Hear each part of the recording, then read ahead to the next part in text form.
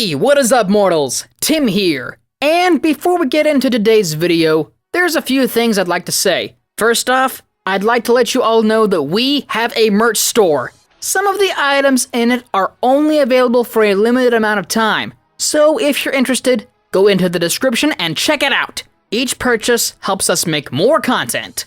Secondly, if this video hits 300 likes by the end of the week, we will continue this what if. Thirdly, if you didn't know, only 41.3% of you guys are subscribed to us, so please hit that subscribe button and click the bell icon. Now, with that out of the way, let's get into the story.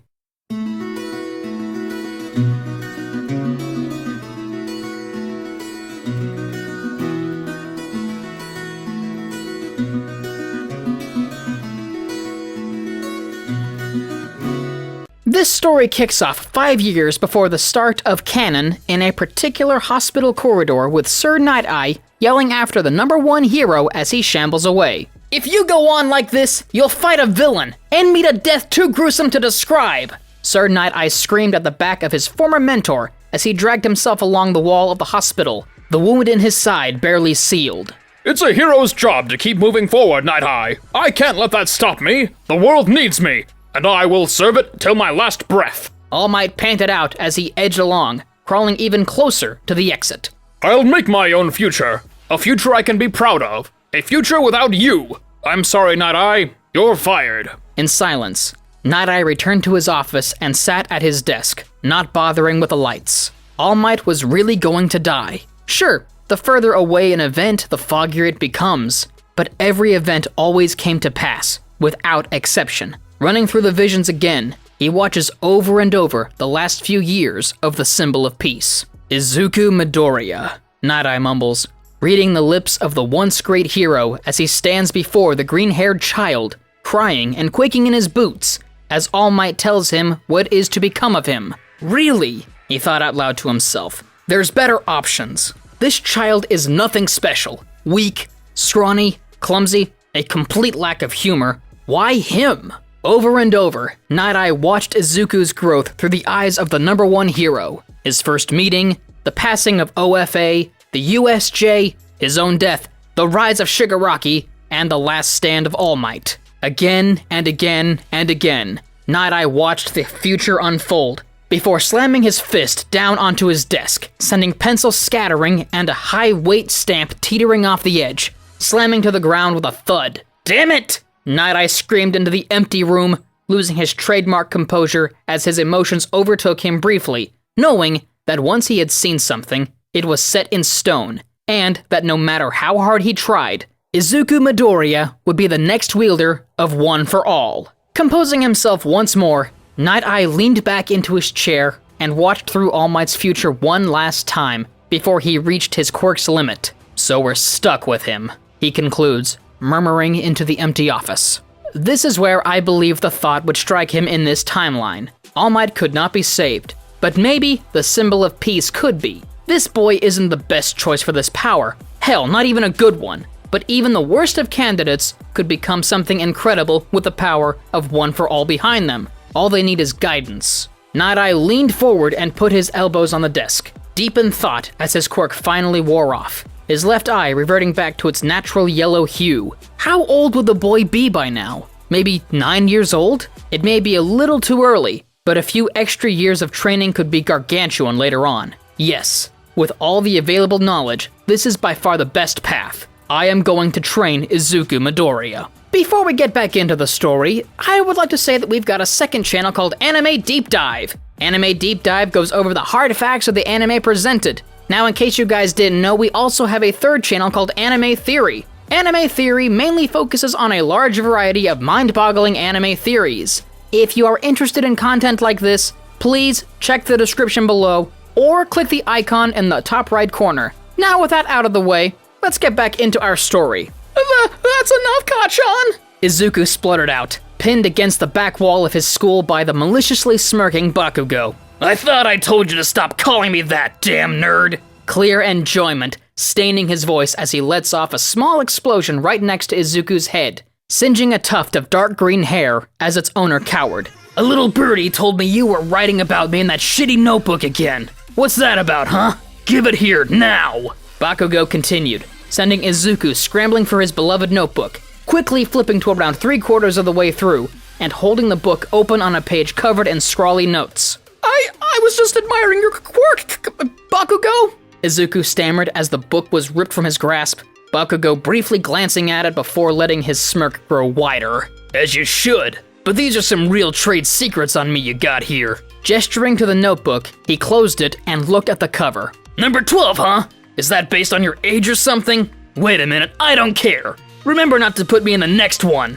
He yelled with joy as he brought his hands together on the notebook, letting out a series of small explosions, causing it to quickly catch alight and burn to nothing but ash in front of Izuku's helpless eyes, as Bakugo walked away, laughing to himself as he disappeared around the corner, pleased with today's work. After a few moments, Izuku wiped his tears and dug through his backpack, retrieving a water bottle and gently poured it over the smoldering remains of his beloved notebook, which sizzled for a moment before being extinguished. It was devastating, but it wasn't like this was the first time this had happened to him. What are you doing there, young one? Izuku nearly jumped out of his skin as the voice spoke, spinning around to see a tall man in a pale suit leaning against the wall, his face covered by a pair of comically large glasses with a fake nose and mustache attached, along with a large detective cap which lazily leant to the left. Oh, I was just putting out a fire which my kind of friend left here. I'm sorry for staying after school and being a bother. Why are you dressed like that?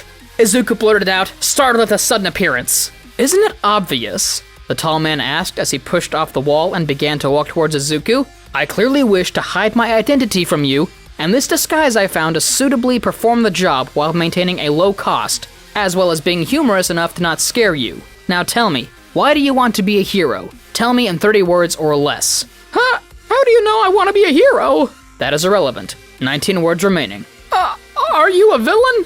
I am not.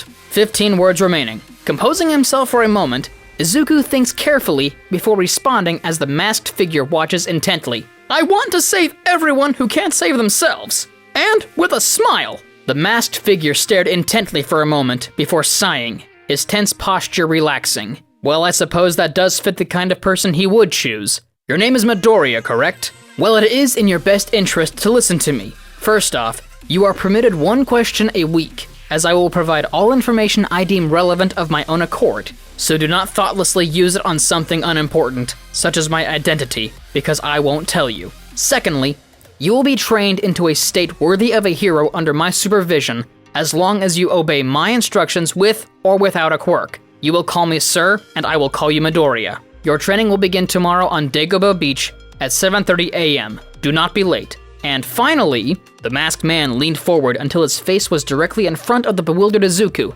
the green-haired child catching a glimpse of two sharp yellow eyes intently focused on him through the thick lenses of the mask. And finally, I'm putting my neck on the line to do this for you. Do not disappoint me. The figure finally concluded, pausing for a moment before turning around and beginning to walk away, leaving the stunned child behind. Wait! Izuku called after him after a few moments, causing the figure to pause, yet not turn around. Yes? Izuku spluttered for a second, his head overflowing with questions as he attempted to process the heap of information dumped on him. Who are you? Why are you doing this? Who was the one who chose me? How do you know who I am? As hundreds of questions flowed through his head, one finally floated to the surface, eclipsing all others in its wake. Even without a quirk, can I really become a hero?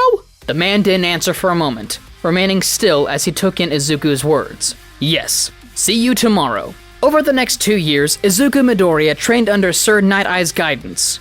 During this time, Izuku learned to trust the judgment of the mysterious Sir and earned a much greater physique compared to his canon self. Night-Eye focused on 3 things when it came to Izuku's training. First off, his physical body, knowing that One for All takes a great toll on the body of its users. Second, Night-Eye brought the idea of a special breathing technique to Izuku's attention, getting the hero to imagine forcing oxygen to flow equally through his whole body at a low percentage, preparing him for what would one day become his trademark full cowl without Izuku even noticing. And finally, after a few months, Night-Eye gifted something of his own design to his young apprentice. Sir, what are these? Izuku asked as he reached for the small pouch his mentor was holding out to him. What a waste of a question. I thought you knew better than that, Night-Eye scolded, handing the pouch to Izuku, who nearly instantly dropped it, letting it hit the sand of the beach with a loud thud. In that pouch are 5 weapons of my own design.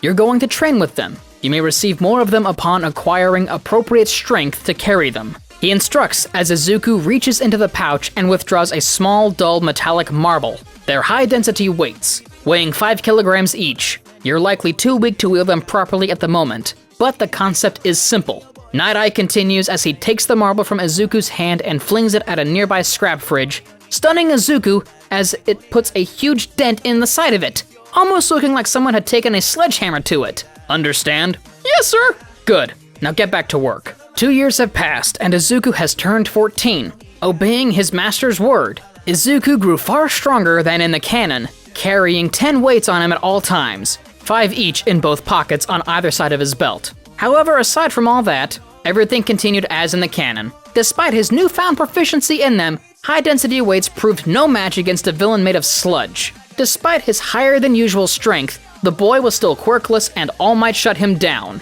And despite being completely powerless, he still couldn't bear not saving someone in front of him, and dashed forward to save his bully. And that's why I'm going to give you my quirk, All Might announced to Izuku as he lifted his head from the floor to look at All Might, wiping tears from his stunned face. What? Give me your quirk? That goes against everything science knows about quirks! Surely you can't actually... Izuku mutters before getting cut off by a hearty laugh. Ha ha ha ha! An active mind! Excellent! To put it simply, yes I can. My quirk is called One for All, a sacred torch passed down through 8 generations of great heroes, collecting and stockpiling power over the decades, finally culminating here and now, with number 9 standing directly before me. That is, if you'll take it. Izuku looked dumbfounded for a moment, before composing himself and getting to his feet. Yes! Ha ha! Quick to decide, I like it! Meet me at Dagobah Beach tomorrow afternoon to begin your training. You may be fit enough already, but One for All isn't something I can just hand off on a moment's notice. This will be as much a test of your will as it is a test of your body. Also, before I forget, don't tell anyone about this. It would be bad if this information got out. Izuku gets home in a daze, and upon entering his room, immediately realizes something, and pulls his phone out and presses a contact, not even ringing once before getting answered. Midoriya, this is not an agreed-upon call time. Explain yourself.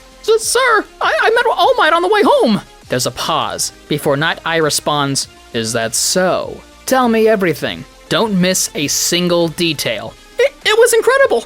I was walking under a bridge and I got attacked by a villain. The waste didn't do anything because he was made of slime. And right when I thought I was done for, All Might jumped out of a drain and blew it away. Then he saw my notebook and I grabbed onto his leg when he jumped away. When he landed, Izuku paused for a moment, considering his words before he continued, his tone a little less chipper. He told me I could be a hero, even without a quirk. You were right. Night Eye is silent for a few seconds, before a small chuckle comes over the speaker, surprising Izuku, used to Sir's steely persona. Good job. Being able to keep a secret is a good trait. Your training under me is complete. You've done well. Be sure not to tell All Might about me. You simply like to look after yourself, understand? Don't worry. We'll meet again one day. I promise you that. Goodbye, Midoriya. You, however, still have this week's question left. Would you care to use it? Izuku sits in silence for a few seconds as he processes these words before giving his final response. No, sir. Thank you for everything. Goodbye. Click. And that's where we're gonna call it for today's video. Thank you all for watching the video to the end. Now, there's a few more things I need to go over before the video ends. First off, I would like to thank our $5 plus Patreon supporters for helping us to fund these videos. And last for not least, on behalf of We the Celestials, I want to thank the writer for this video, as well as the editors for this video. Their details will be in the description below. If you're a voice actor, editor, or writer, or you're just interested in becoming one of those, go to the Discord that is in the description of this video and hit up the head of one of those departments. We're always looking for members to join us. That's it from us for today's video. So thank you all for watching, and don't forget to hit that subscribe button if you're interested, and hit that like button if you like this video. Until next time, peace out, mortals. Have a fantastic day. Eyes in the sky, gazing far into the night. I raise my hand to the fire, but it's no use, 'cause you can't stop it from shining through. It's true, baby, let the light shine through. If you you.